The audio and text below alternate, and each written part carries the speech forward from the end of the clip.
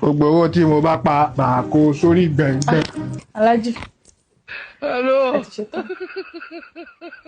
jẹ́ rí ọ sàlámù àlékún jẹ́ rí ọ mo fẹ́ rí ọ. God have mercy upon us. O kárí ń jọ. kí ni ń ṣẹlẹ̀ báyìí. Kí ni ìṣẹ̀lẹ̀ bíbò? kí ni ó ṣẹlẹ̀ ojoojúmọ́ yesterday today before yesterday kí ló ṣẹlẹ̀ gan. Kí ló tẹ̀ sọ̀rọ̀ báyìí? Ẹ sáàmù pàtìgbà tọkọ rẹ ti kú èmi ló fi sẹ́ni kejì ara. ṣé kémi náà wàá kú. Ní ẹ kú Alájà bíbò wà ní báyìí.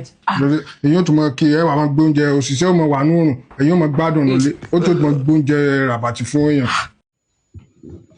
Alhamdulillah, adúpẹ́ fún Allah subhanahu atọrọ kí a ti gẹ̀fà Ànábì wa Muhammad sallallahu alaihi wasallam ike Allah azza wa jal atọrọ ilé ìjẹta rẹ̀ kó má bá Ànábì wa Muhammad sallallahu alaihi wasallam kó má bá wọn ará ilé rẹ̀ kó sì má bá wọn sàhábà rẹ̀ àti gbogbo tó bá tẹ̀lé ojú ọ̀nà wọn pẹ̀lú dáadáa.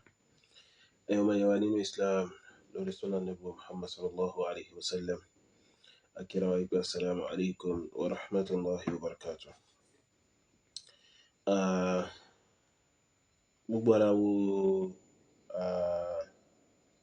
ìṣẹ́jú mélòó kan nínú jákujàku àti rédèrèdè àti jágbajàgba àti àìnílàákàyè àti àìlẹ́kọ̀ọ́ àti àìmọ̀ èyí tó kàn tí ọ̀gbẹ́ni Oyè tí wọ́n ń pè ní Lamba tó ṣe pẹ̀lú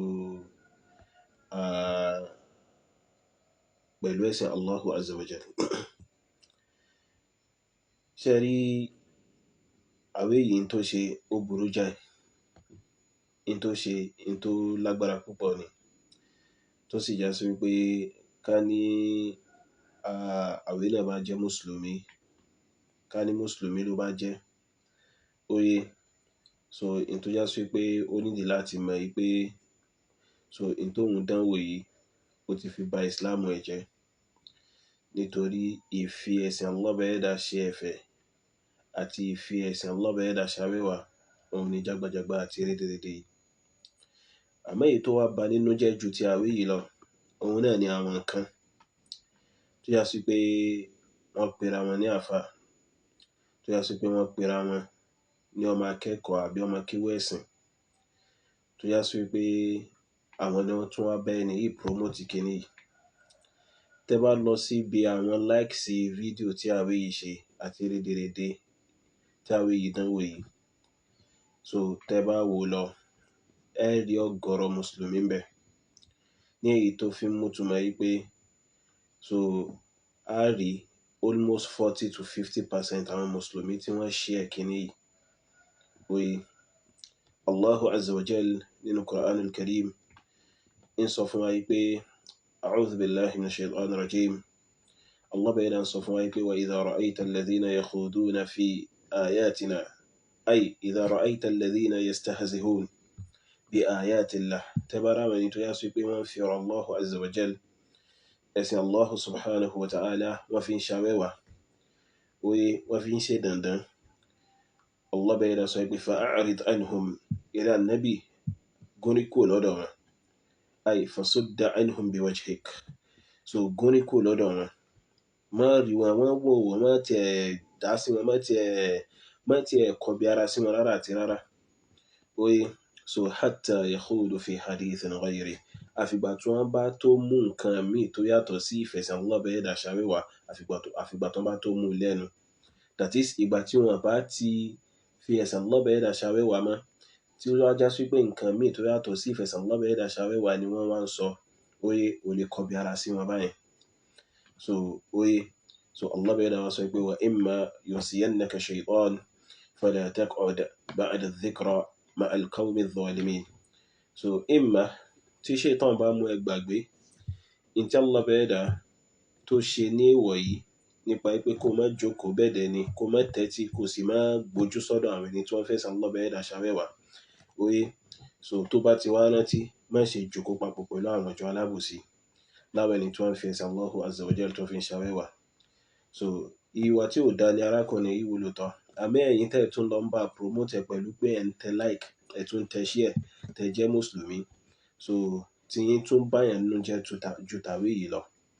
Oye, now coming to ìwọ, so tó mọ tó ń ṣe, so in tó kù fún ọ nígbésí ayé tiẹ̀ òun náà ni pé in tí àwọn mùsùlùmí fi ń ṣẹ̀sìn òun ló kù fún ẹ tí wọ́n fẹ́ máa fi ṣe awẹ́wà.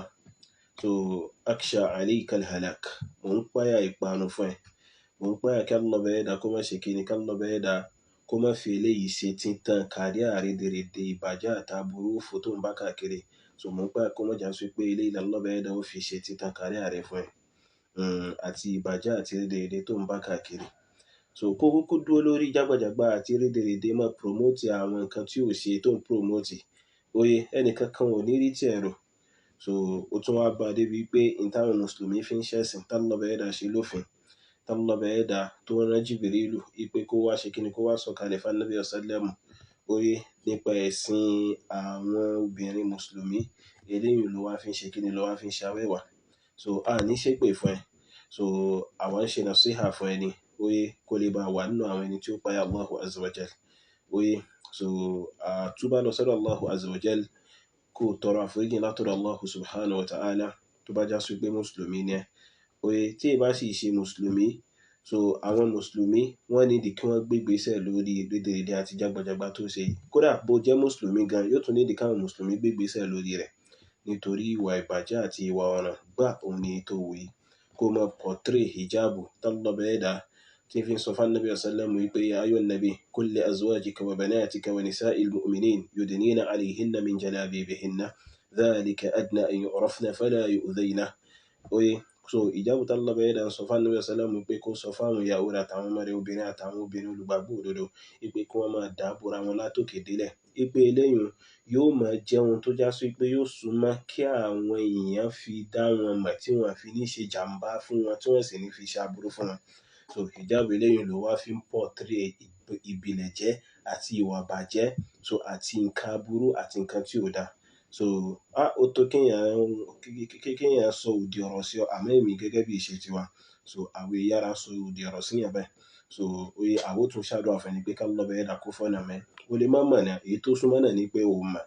Oye, so o mọ̀, a mọ̀ bọ̀ bí Allah bá ẹ̀dá kí Allah bá ẹ̀dá mọ́ ṣàṣe kíni, kó mọ́ ṣàtọ̀ ẹ sọ́nà.